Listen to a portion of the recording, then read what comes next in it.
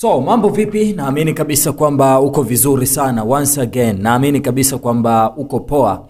Na tumekutana tena mahususi kwa ajili ya kuzungumza mambo kadha wa kadha yanaendelea katika uga wa michezo. Nina taarifa moja ambayo ninaamini kabisa mashabiki wa kikosi cha Young Africans wanaweza wakawa wanafurahia taarifa hii, lakini mashabiki wa kikosi cha Simba wanaweza wakawa hawafurahishwi na taarifa hii. Ni nini ambacho kimetokea?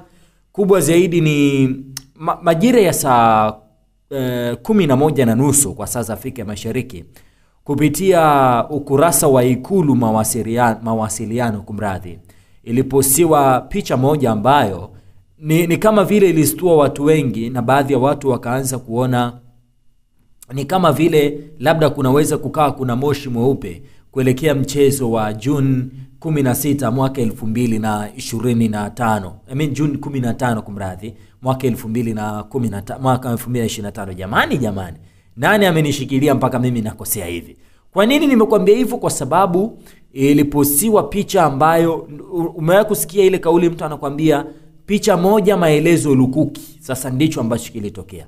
Picha ilikuwa ni moja lakini maelezo yalikuwa ni lukuki, na kila mmoja akaanza kuwa na taswira ya kwake peke yake. Na picha hii ilionyesha baadhi ya viongozi mbalimbali. Nimuona Murtaza Mangungu pamoja na baadhi ya viongozi wa Simba, lakini nilimuona Arafat Aj ambaye alikuwa kwenye picha hiyo, na GSM Engineers GSM kumradhi Garib Said nilimuona, na Andrew Ntina ambaye ni CEO.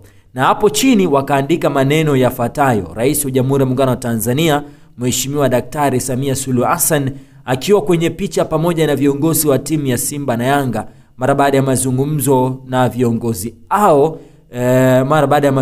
viongozi hao Ikulu Chamwino mkoani Dodoma tarehe 13 Juni mwaka 2025. Kwa kulikuwa na kikao ambacho kilikuwa kinaendelea pale Chamwino, na mara baada hii picha kusambaa kwenye mitandao ya kijamii, baadhi ya watu wengi tukaanza kuwa na off ya labda mechi hii inaweza ikawepo Juni 15, lakini mwisho siku Bodi ya Ligi Kuu Tanzania Bara na wao wakatoa taarifa moja nyeti sana, ambayo ndo inawezekana ndo ile nyeti ambayo Karimbo Imanda alikuwa anazungumza. Karimbo Imanda yeye alisema kwamba Bodi ya Ligi Kuu Tanzania Bara imesogeza mbele mchezo nambari 184 Ligi Kuu NBC kati ya klabu ya Yanga na klabu ya Simba, ambao ulipangwa kufanyika kwenye uwanja Benjamin William Mkapa Juni 15 mwaka 2025 kuanzia majira saa 11 jioni. Mchezo sasa utafanyika Juni 25 kwenye uwanja wa Mkapa kuanzia saa 11 jioni. Bodi inazitakia maandalizi mema timu za Simba na Yanga kuelekea katika mchezo huo. Imetolewa na idara ya mawasiliano Bodi ya Ligi Kuu Tanzania Bara. Moja kati ya taarifa ambayo kutoka Bodi ya Ligi Kuu Tanzania Bara ambayo ni fupi ni pamoja na hii. Hii ni taarifa ambayo haijawa na mambo mengi sana.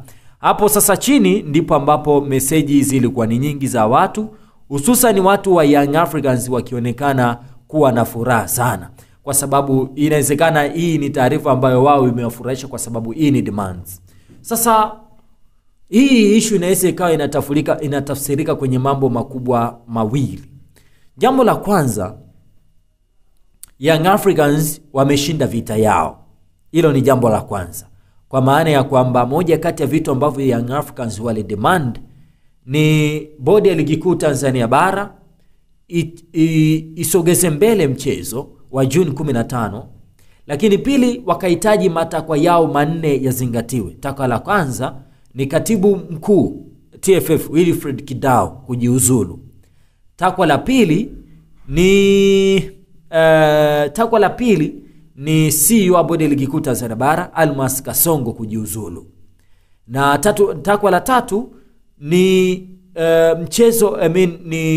takwa la tatu lilikuwa ni kamati ya masaa 72 ivunjwe, kwa maana kuona kwamba kamati ya masaa 72 haitoshei kwenye mambo kadha wa kadha. Na takwa la mwisho lilikuwa ni kuwa na bodi huru ya Ligi Kuu Tanzania Bara. Na wakasema yote yakitekelezekwa hususan mambo matatu, wakisema hili jambo la nne ni jambo ambalo liko mbele ya muda. Litahitaji marekebisho baadhi yahitaji marekebisho makubwa sana baadaye.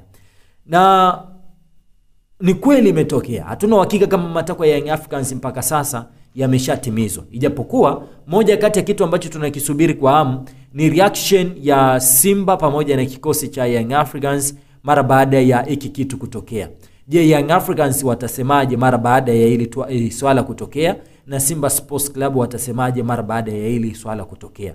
Hiyo ni tafsiri ya kwanza. Lakini tafsiri ya pili ni namna ambavyo sasa labda kikao ambacho wamekaa na Mheshimiwa Rais inawezekana ndicho ambacho kimebadilisha upepo huu, na mwisho wa siku kikaifanya hii dabi iweze kusogezwa mbele. Na kwenye hilo mimi na wewe hatustahili kuchambua kwa namna moja ama nyingine, kwa sababu serikali ina jicho pana na kuyatazama mambo kwenye uwanda mkubwa sana ambao mimi na wewe hatuwezi kuangalia.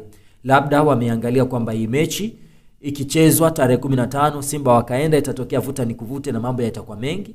Labda wameamua kuisogeza mbele kwa ajili tu ya kuondoa hizo sintofahamu. Kuna msemo ambao waga wanasema tunaweza tukapunguza madhara yatakayotokea kwa kufanya maamuzi ya kuwaumiza watu wachache.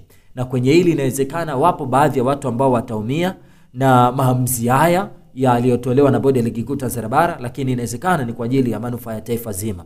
Tunachokisubiri ama kinachosubiriwa mpaka hivi sasa ni reaction ya Simba Sports Club. Na muda si mrefu nimeona Young Africans wameposti picha ya viongozi wa Young Africans, Andrew Ntine, Arafat Haji pamoja na GSM wakiandika timu ya wananchi, na hakukuwa na maneno mengi sana, na baadhi ya wana Young Africans wamefurahi na kusema kwamba Young Africans sasa wako tayari kucheza mchezo ambao itabidi usogezwe mbele mpaka tarehe 15. Mpaka sasa Simba wao hawajaandika kitu chochote, lakini barua yao ya mwisho ilikuwa ni kueleza kwamba wameruhusiwa kwenda kufanya mazoezi kwenye uwanja wa Taifa kwa mujibu wa wizara, kwa maana Wizara ya Habari, Utamaduni, Sanaa na Michezo, ambayo yenye ithibati katika hilo. So muktadha huu umekaa kwenye maeneo makubwa mawili. Eneo la kwanza, labda Bodi ya Ligi Kuu Tanzania Bara wametimiza matakwa ya Young Africans, lakini muktadha wa pili inawezekana kikao ambacho wamekaa na Mheshimiwa Rais ndicho ambacho kimeenda kuleta